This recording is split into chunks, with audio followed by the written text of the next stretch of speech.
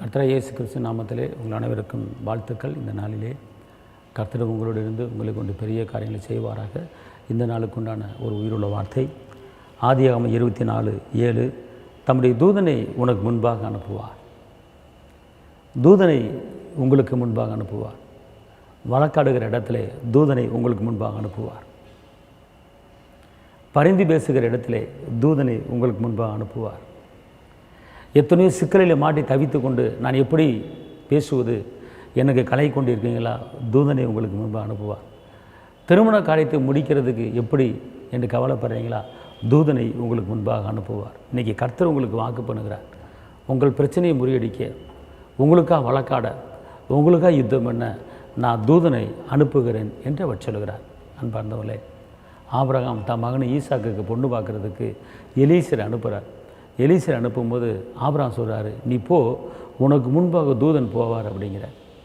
எலீசர் ஒரு கருவி தான், ஆனால் அங்கே எல்லா வேலையுமே முன்னக்கூடியே தூதன் பண்ணி வச்சுட்டார்.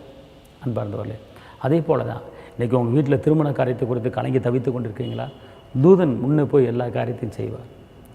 எபிரேயர் 1:13-14 சொல்லுகிறது, பணிவிடை ஆவிகளுக்கு நீங்கள் கட்டளையிட்டதுண்டா.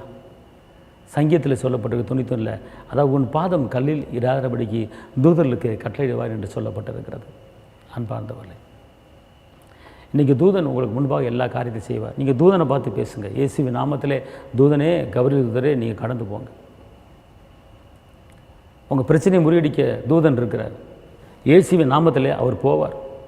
அன்பார்ந்தவர்களே, இந்த கபிரியேல் தூதர் இங்கே இருக்கிற செய்தி அங்கே சொல்லுகிற தூதர். உங்களுக்கு பல இடத்துல வழக்காட முடியல அப்படின்னா தூதர் அனுப்புங்க, அவர் வழக்காடுவார்.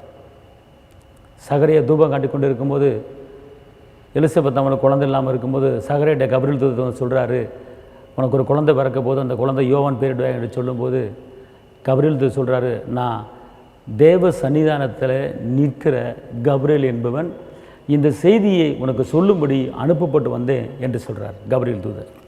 புரியுதுங்களா? அப்போ செய்தியை சொல்லும்படி அனுப்பப்பட்டு வந்தேன். நான் எங்கே இருக்கிற ஆளுன்னு கேட்டிங்கன்னா, பிதா சமூகத்தில் நிற்கிற ஆள் அப்படிங்கிறார்.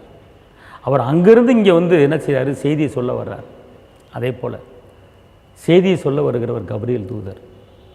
மாத்திரமல்ல, யோசேப்பு மரியாளுக்கு நிச்சயம் பண்ணியாச்சு. நிச்சயம் பண்ணோடனே பரிசுத்தாவியின் மூலமாக குழந்தை உண்டாயிருக்கு இயேசு மரியாளுக்கு. இதை கேள்விப்பட்ட உடனே யோசேப்பு மரியாளை தள்ளி வைக்க நினைக்கிறார். உடனே தூதன் இறங்கி யோசேப்பு தூங்கும்போது சொப்பனத்தில் மரியாள் கற்பப்பத்தில் உண்டாயிருக்கிறது இயேசு பரிசுத்தாவியில் உண்டாயிருக்கிறது, மரியாளை தள்ளி வைக்காது என்று எச்சரித்தார் கபிரியேல் தூதர். யோசேப்பு தூங்கி கொண்டு இருக்கும்போது அவர் உடனே மனமாறி மரியாளை ஏற்றுக்கொண்டார் யோசேப்பு. இந்த செய்தியை சொன்னது யார்? கபிரியேல் தூதர். தள்ளி வைக்க நினைத்த அந்த யோசேப்பு மத்தியில் போய் தூதன் பேசி மரியாளை சேர்த்து கொண்டார் யோசேப்பு. அதே போல் இந்த நாட்களிலே உங்களை யாரெல்லாம் தள்ளி வைக்க நினைக்கிறார்கள், உங்களை யாரெல்லாம் ஒதுக்க நினைக்கிறார்கள், அவர்கள் மத்தியில் போய் கபிரியேல் பேசுவார். கவலைப்படாதிருங்க. கணவன் மனைவி ஒருவேளை பிளவு வந்திருக்கிறதா, கணவன் கூப்பிட மாட்டாரா, கபிரியேல் தூதர் போய் பேசுவார். யோசேப்போடு பேசுகிற மாதிரி பேசுவார். கலங்காதிருங்க. அதான் இன்றைக்கி சொல்கிறாருக்கு, தம்முடைய தூதனை உங்களுக்கு முன்பாக அனுப்பி அவர் எல்லா வேலையும் முடிக்க வைப்பார். அதனால் இன்றைக்கி எனக்கு எனக்கா யார் பேசுவா, எனக்கா யார் வழக்காடுவா என்று நீங்கள் கலங்க வேண்டாம். தூதன் உங்களுக்காக இருக்கிறார். கபிரியேல் இருக்கிறார். யுத்தம் பண்ண மிகாவல் இருக்கிறார். உன் பாதம் கல்லில் இடாதபடிக்கு தூதலுக்கு கட்டளையிடும் சொல்லியிருக்கிறார். அதனால் கவலைப்படாதீர்கள். கர்த்தர் பெரிய காரியச்சவர். உங்களுக்கு நான் சுபிக்கிறேன். தகப்பன இயேசுவே, உம்மை நன்றி உள்ளத்தோடு உம்மை துதிக்கிறேன், உம்மை ஸ்தோத்தரிக்கிறேன். வெற்றி வேந்தனை உம்மை துதிக்கிறேன். விடுதலையின் தேவனை உம்மை துதிக்கிறேன். கரம் பிடித்தவரை உம்மை துதிக்கிறேன். ஜீவனுடைய தேவனை உம்மை துதிக்கிறேன். அப்பா, இந்த நேரத்தில் இப்படி மகிமையின் கரம் கூட இருப்பதாக, பலத்தின் கரம் கூட இருப்பதாக, கிருபையின் கரம் கூட இருப்பதாக. அப்பா, உன் நினைவு என் நினைவு அல்ல, வானத்துக்கு பூமிக்கு எவ்வளோ உயரமோ அவ்வளோ உயரத்துக்கு உன்னை குறித்து நினைத்திருக்கிறேன் என்று அவர் சொல்கிறார். தாப்பனை, இந்த வேளையிலே உங்களுடைய கிருபை கூட இருக்கணும், பலன் கூட இருக்கணும், வல்லமை கூட இருக்கணும், அற்புதம் கூட இருக்கணும், அதிசயம் கூட இருக்கணும். எல்லா தடையில் நீக்கி போடுங்க.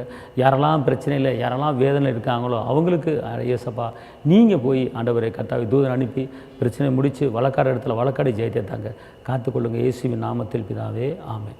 கர்த்தர் உங்களை ஆசீர்வதிப்பார். அல்லேலூயா. தேவனுக்கு மகிமை.